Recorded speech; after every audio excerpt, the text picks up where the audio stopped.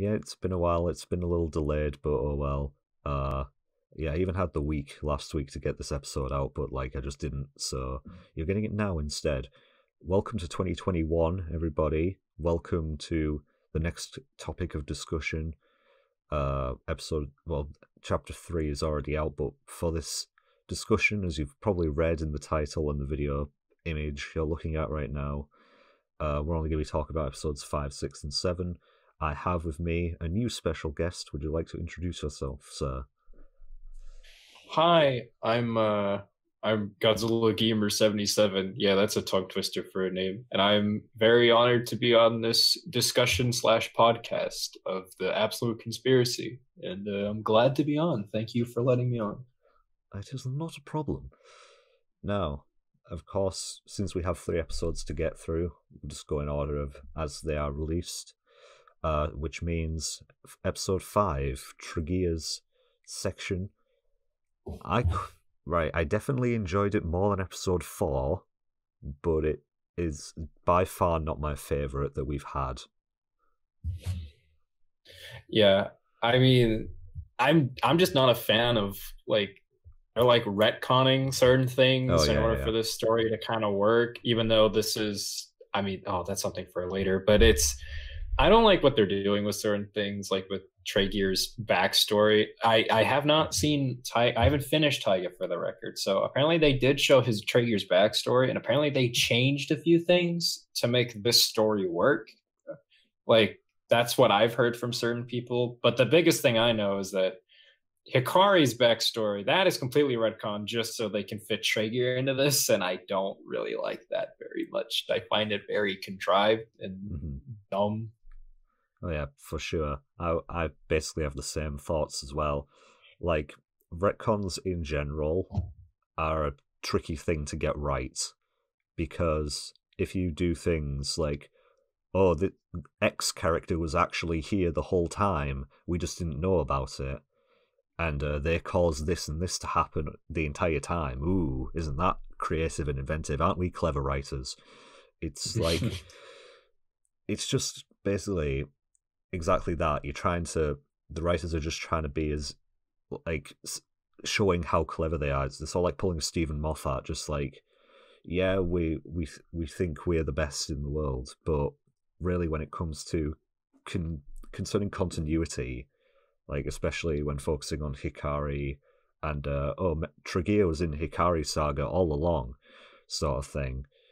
It just kind of feels like an unnecessary addition, and ones that were changed from the Tiger prequel novel is when Tregear's backstory was revealed, not the series, so you won't have to worry about that aspect. But if you've read up on the Tiger novel, there definitely has been some changes to it. The novel-wise, it's slight changes, I'll grant that, but it still could have worked even if they took it direct from source. So... And just, it would have been interesting as well just to actually have seen literature events happen verbatim in live action, because that's not something we've ever seen before this point, but they just squandered that opportunity, I think. Yeah, I mean, there are specific moments in this episode that I actually don't mind in like a vacuum. Like, I think the interactions with Taro and Tregear are genuinely the best parts of the episode for me personally. I actually like the dynamic they set up and Tregear's gradual like distaste for Taro. And that one little scene he has where he like walks away from Taro and just tells him like he's like cocky and all that kind of stuff as like an ambassador of light. I actually liked that moment and all that. Like, but that's in a vacuum. There's scenes though before that, like the Hikari scene and all that. Just, I think the integration of Hikari in general was at first fine, but then when they have to start retconning things just so they can fit a way they want the story to work, and that's like, I mean, part of me just wants to believe that this is like as this episode was out, I wanted to believe this is like some alternate reality that they're doing, just so Tartarus is messing with this reality. But then again, they don't explain Tartarus very well. So far, we still don't know what he really can do. He could just travel through time, which at a whim, which is not, I don't know how that works. The show doesn't explain it. And I really don't like Tartarus as a villain. He doesn't make any sense, but the story just keeps making ways for him to just mess around with things, and it's just more annoying. But that's just my take on Tartarus. Yeah, one thing with Tartarus that we've been seeing, as we've been progressing, he's been becoming more and more OP as it's been going on. It just makes me wonder, why does he even need all of these people? Like, what is he going to gain from having Rebatos and Ultraman Belial on his team? Considering he can do not the same things, but he is just as formidable, if not more so, than any of them. Like, and I was mentioning it in the last discussion I had, that what's preventing Tartarus, if he wants to destroy the Ultramen so badly, from going back to when they were humanoids and making them not make the plasma spark, so they never became Ultras and the universe went to shit. Like, then he'd get what he wants. That's like a problem I have with every time traveling villain. It's just like, just go back to the point where you could have killed them when they didn't have the powers, but they don't. But that'll be just repeating myself from a last discussion video, so I won't go any more into that. I mean, if they made it to where Tartarus, I've said this to a few people, but if they made it to where like there was a consequence for him doing like what he can do with time travel, or like there's a lot of energy that goes into that and he can't abuse that, or it takes his life force when he does that, like it's a big thing he can do that, I would accept it a lot more then, because he can only do it in specific instances. Or maybe there was a device he uses and then that's how he's able to do it. But no, it's just a natural ability he has, and that's a major problem because he just pulls this out on a whim, which just adds so many more questions to the story. That's just me. Yeah, that's fair. You were mentioning earlier about interactions with Taro. Can I just mention how much I fucking hated Taro in this episode? Mainly because he was such a fucking dunce.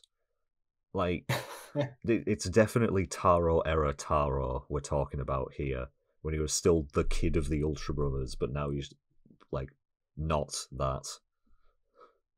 It just makes you like, I was wincing so hard whenever he talked, just because like he's just like, oh golly gee, things are going to be so amazingly spectacular, we're going to pull through this together, well hey. It's just like, that mentality is so unrealistic that I don't think anyone ever thinks that unless you're 5 years old. Which, granted, 5 years old's maybe the target audience for Ultraman, but definitely not this miniseries. Like, just as a general, this one is specifically made for fans. I'll give it this: it is the single best 1 million subscribers special I've ever seen. But even still, like, it gets to a point where you're just like, Taro, can you switch on your fucking brain, please? Read the room. I mean, I feel like his naivety was a part of his character originally. I mean, that's what I've always thought at least his younger self was. His older self, no, I believe he's matured. It was just, I mean, that's been shown. But I think the interaction with Traeger, more near the end of the episode, is where I kind of agree with you there.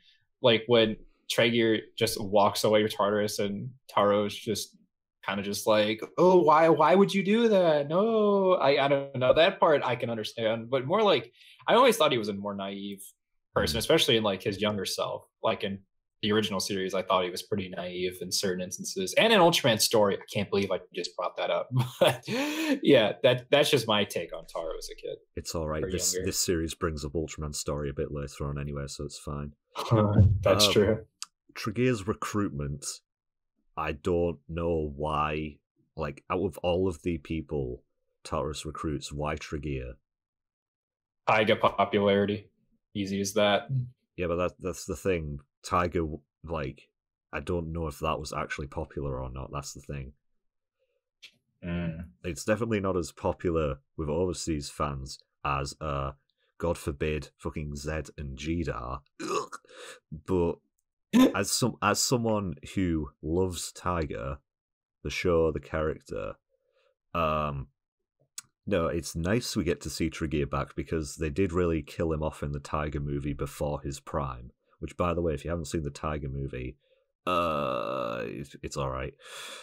Just Haven't seen it, but I know what happens with Trachea though, so you didn't spoil anything there. Well, even if you didn't, I did just tell you. But it's nice to see. He's definitely more warranted to bring him back from the dead because, as I say, he was killed before his time. Unlike Belial or Betaliel, as we call him now, because of episode 4.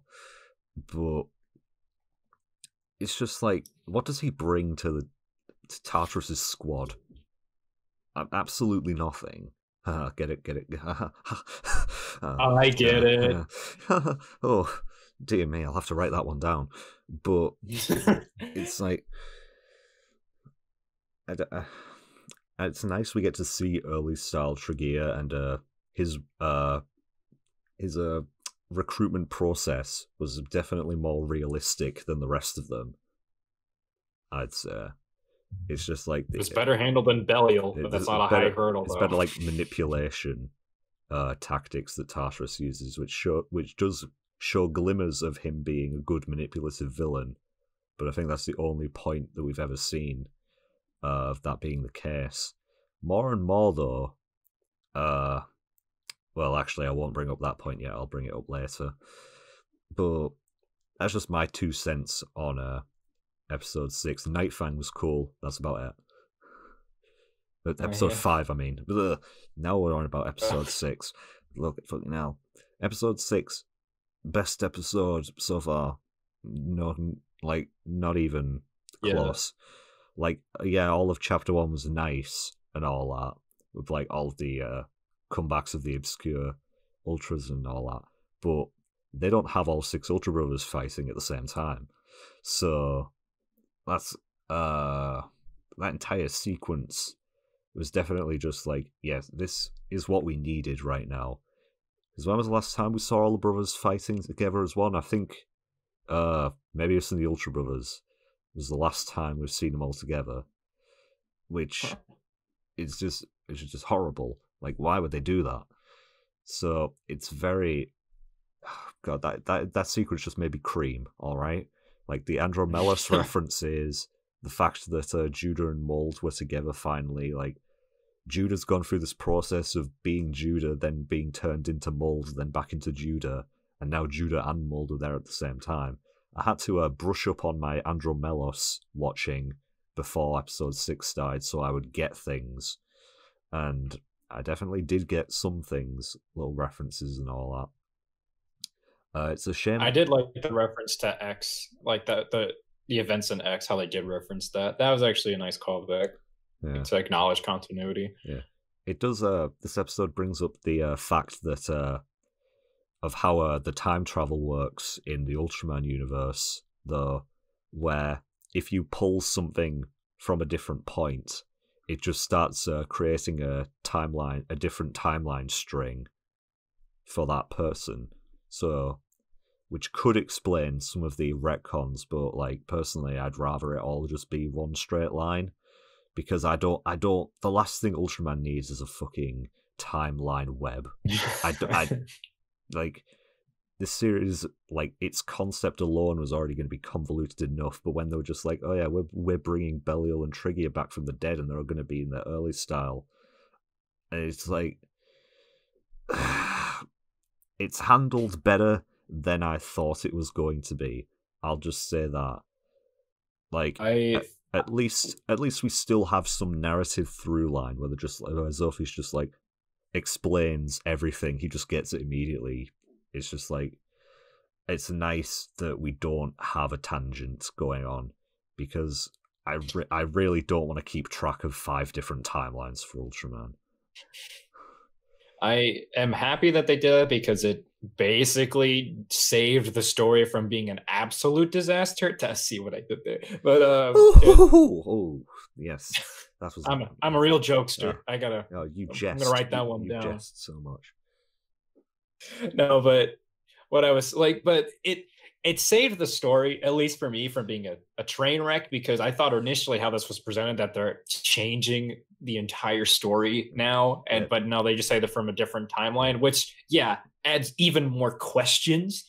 But for the story they're trying to tell, at least now I can understand that now it's like a parallel universe or something to where that Tartarus changed. But even still, that even adds more questions on how Tartarus still works. Man, I just don't like Tartarus. He doesn't make any sense. Like I don't like this villain. He doesn't make sense to me at all. I hate this villain.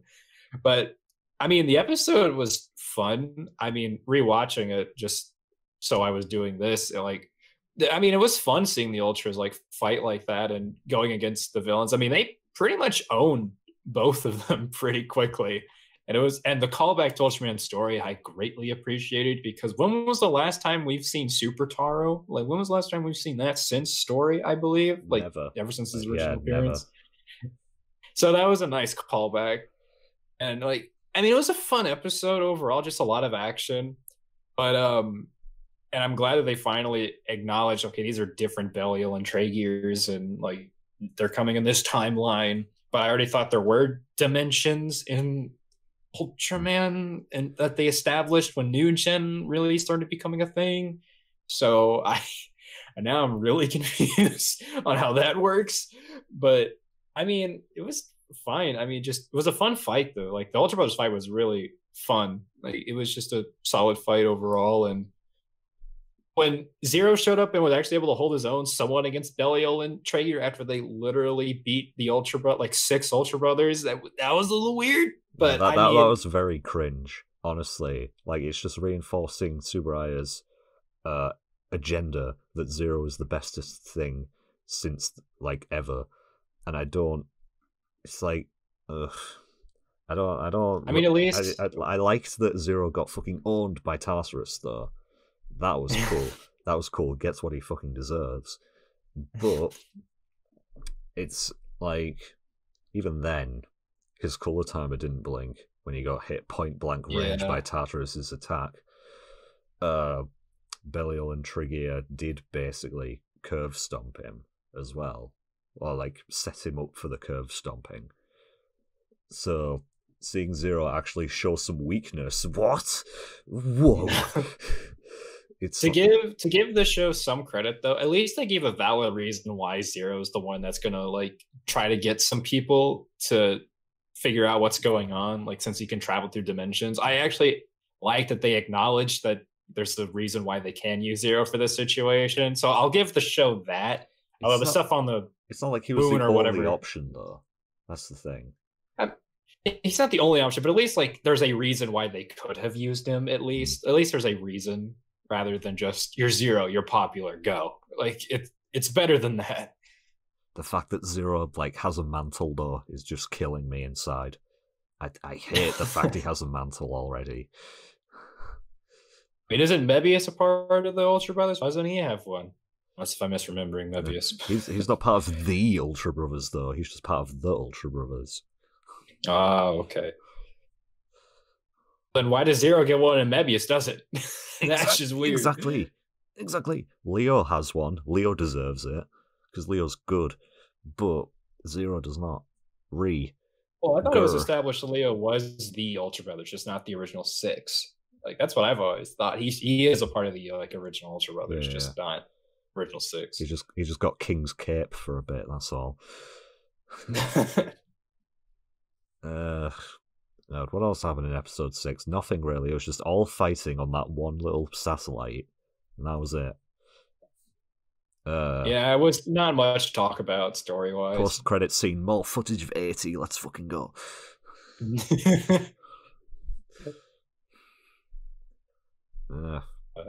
So I guess episode 7.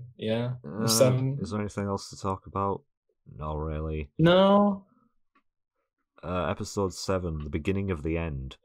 But just one thing I'd like to talk about before episode 7 in general. The more and more that this series progresses, the more and more I keep thinking that the entirety of chapter 1, all of episodes 1, 2, and 3, really didn't matter to this entire narrative. The only thing it mattered was just to explain why Reboot is like in the squad. Wow, what were they called again? Like the Galaxy Rescue Force, which doesn't have Mirror Man, Fireman, and Jumbo Gates, which it really should. That would have been amazing. And I appreciate Andromelos either way. It's just that that's not a story we needed explaining, especially not. It feels very detached, especially very not detached in a from the rest of this. 3-part thing like this. Like what did it get set up in chapter 1? Ribbit's part of the Galaxy Rescue Force. We already knew that from the first Galaxy fight. And Tartarus went to Saga's Earth, which we would have found out in episode 7 either way. So it just makes me wonder, like, yeah, it's cool. Episode, like, chapter 1 was cool and all, but what did it bring? Nothing. Yeah. I could have done with it as just its own little thing on the side, like not connected to this in any way. But they just shoehorned it in to this.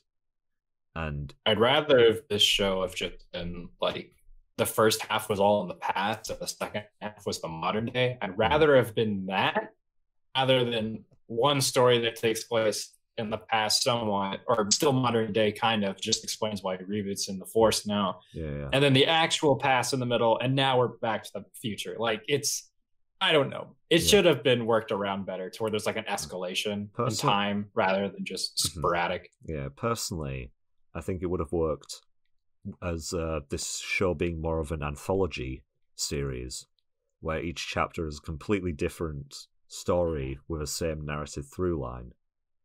But you can't make an argument for that in the case, because chapter 1 is just completely separate with only minor relation to the main arc of the series, but chapters 2 and 3 are directly linked to each other.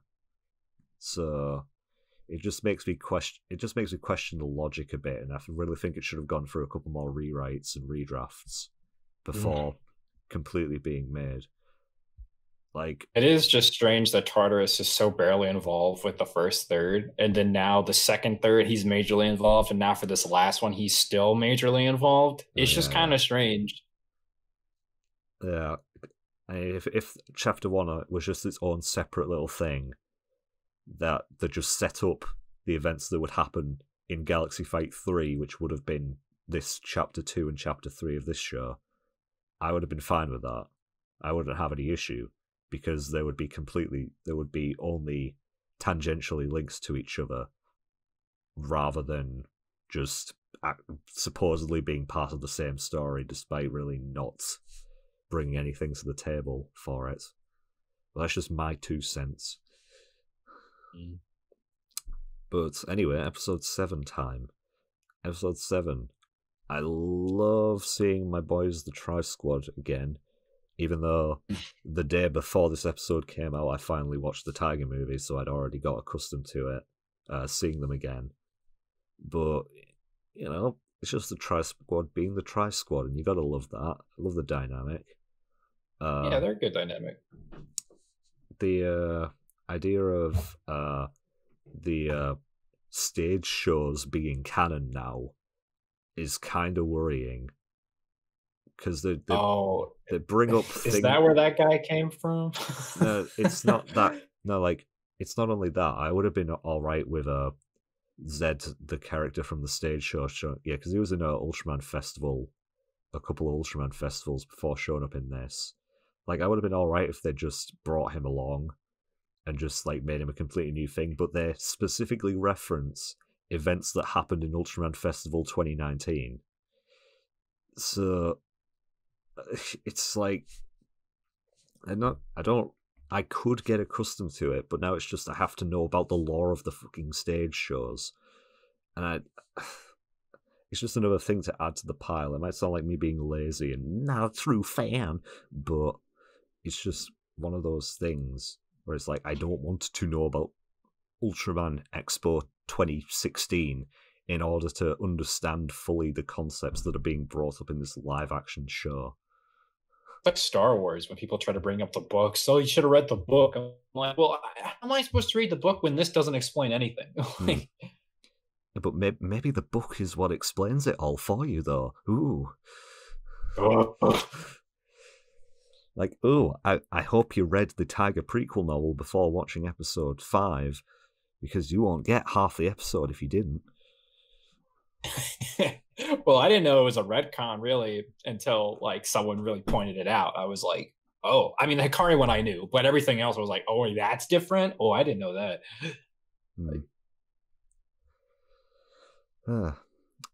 Yeah, episode 7 was fine. Like, it was nice to see the Tri Squad, and hey, Jonius finally showed up. I mean, that was something I really didn't expect. That was really cool to see him back. I mean, I'm not the biggest fan of Jonius's new suit. I'd rather they'd have gone with the same style as the 80s live-action Jonius. But in saying that, it is more accurate to the material, and also it's just Jonius in general. And they played his song, which was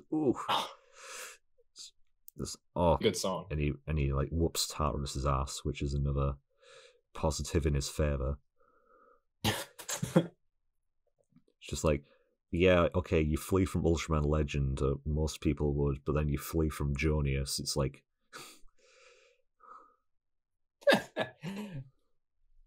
I am happy that they went with his animation look, though, because I kind of prefer the animation look, but that's just me personally. I think it makes it more distinct from the other Ultras with his animation design. Or colors, more specifically, because the live action was the same thing, just with silver colors.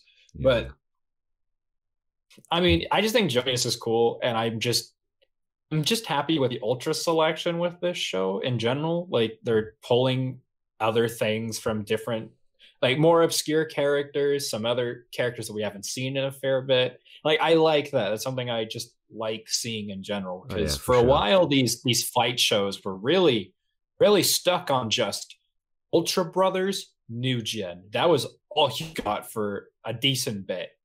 But now they're starting to pull from different like eras and stuff and just making them. And it's just nice to see different interactions. I like seeing these characters come back.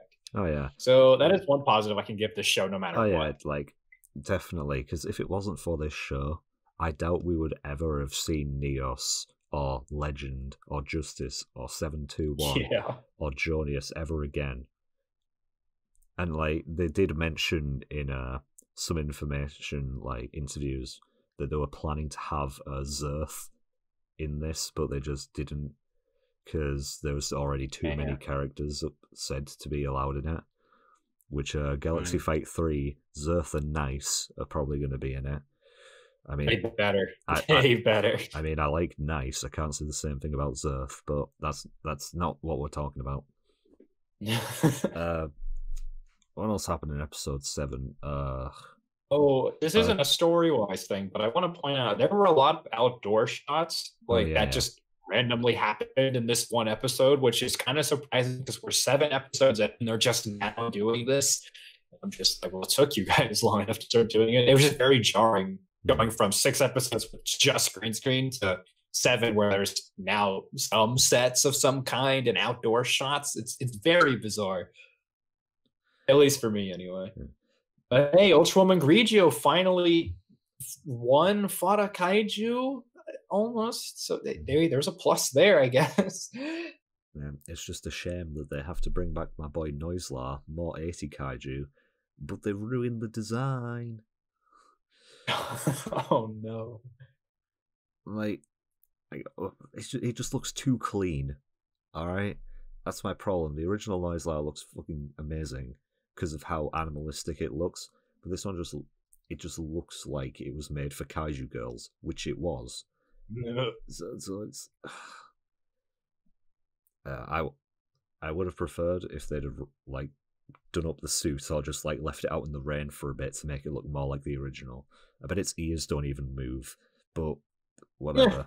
Grigio is my favourite part of the entirety of Rube, mainly just because she's orange, and I like orange, and B, it's a very distinct color for Ultras, and B, it's another female Ultraman. We don't have enough of them, frankly. True. And it was definitely the most original thing that came out of Rube. God. So actually, never seen Rube either because I just did not care. Grigio has been in more things than her brothers have. Wow. Oh wait, no, I think it's the same amount of things actually. Never mind.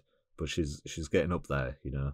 She's rising the I ranks. think one more thing, and she'll top them. One more thing, I think. That's very true. Z movie, where you at?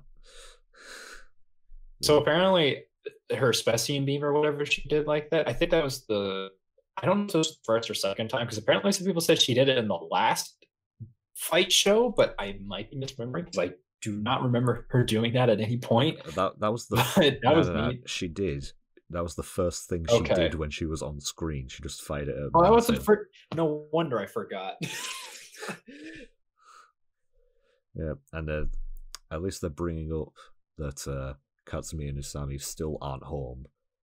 Like, they're like, so don't worry, Asahi, you need to go home, because this is no job for a girl.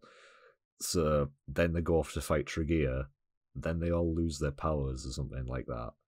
Then they all get the powers back again. Then they fight Grimado in the movie.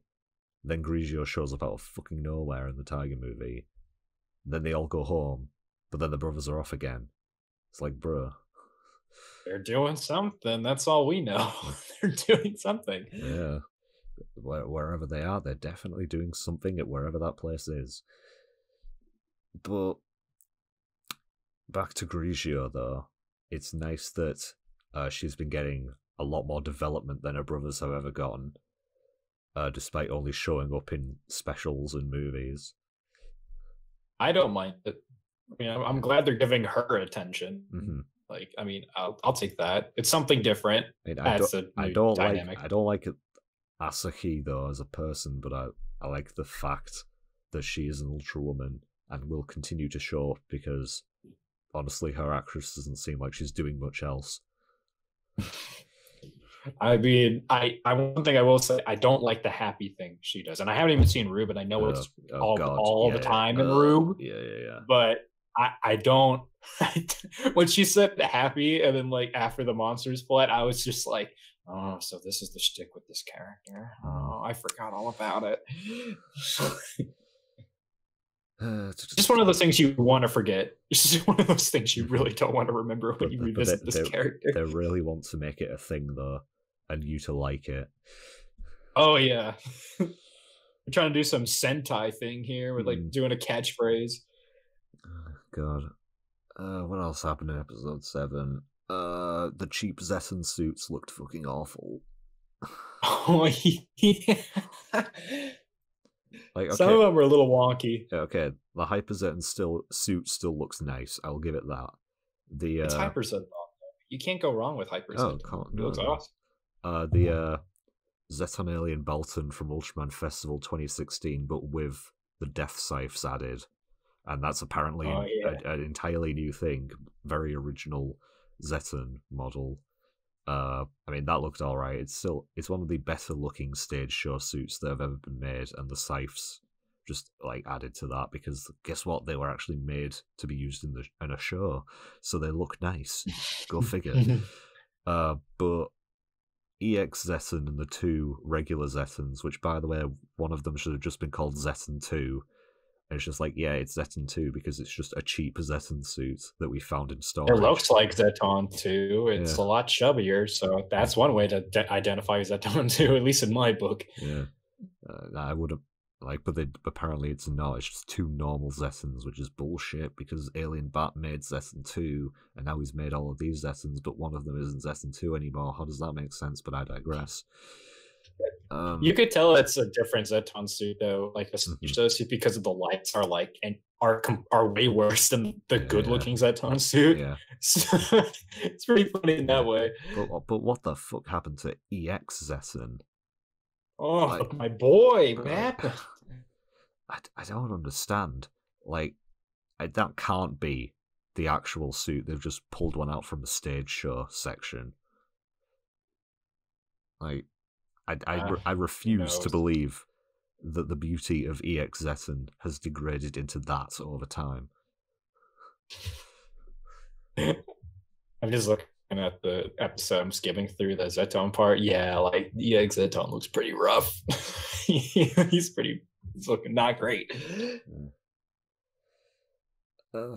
not a lot else happened in episode 7 though, apart from Reboot came back. Ribbit and That's the Andromelos. cliffhanger. Yeah, and Andromelos, the most based non-Ultraman ever made, and Yukok Ultraman come to save the day, and it just ends. Which is like, 7 was fine. Some people are saying it's like a perfect episode. I wouldn't agree, but it was fine. It was perfectly fine. It's one of the better ones of the show, but I think where it fell flat was its length. It's one of the shortest episodes of the show. I think the shortest. And I don't quite understand. 10 minutes, like 8 minutes overall, including ending. Excluding ending and opening, it's about 8 minutes, I think. Yeah, it just makes me question why they did that. Probably just for setup, just to get the setup quicker. I don't know, like, it's a 10-episode show with 3 parts. So if this is going to be the 4-part section, but then I guess. But what I'm really hoping is that this section is 3 parts, and episode 10 is some sort of epilogue. I thought this was going to be a 12-episode series, but maybe I'm misremembering that. No, it's only 10. Oh, This plot of just a lot of Zetans would have been a very hard thing to stretch out into 5 episodes. Let's just hope that this is not as rushed as the new gen fight, where that climax was very rushed. Oh god, yeah, it was just like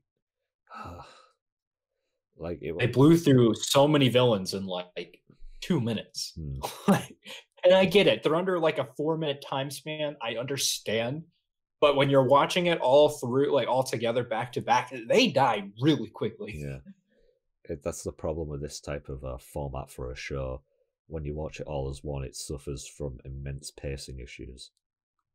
I will say this is definitely paced a lot better. I mean, granted, it's a longer time frame that they have to work with, but I mean, I'm happy that they're putting a lot of attention on this rather than just a complete side project. This feels like there was some effort placed in this. So, like, I have a little bit of hope for how the climax is going to go out. But then again, the series has been very inconsistent. So we'll just have to wait and see. I doubt episode 1 is paced very well. Like, chapter 1 will be paced very well in a supercut. But whatever. So that's episodes 5 through 7 of Absol Con. Overall, mostly middling stuff, I'd say. Like, it definitely had its highs. 6 was the highlight, though. Yeah, 6 was the highlight. It had its highs, but it definitely had its lows. So, yeah, now we're all caught up once again. Can't wait to put this series off for another 5 weeks or something like that. Thank you very much for joining me. No problem. This was fun. Oh, good. You better have been. And oh no, I thank people for listening or watching the one still image that you might have been staring at for the past 30-odd minutes. Hope you found our conversation somewhat interesting and amusing and insightful and other synonyms and words. Have a very nice day or evening. I don't care. It's one of them. And I don't know. Okay, bye.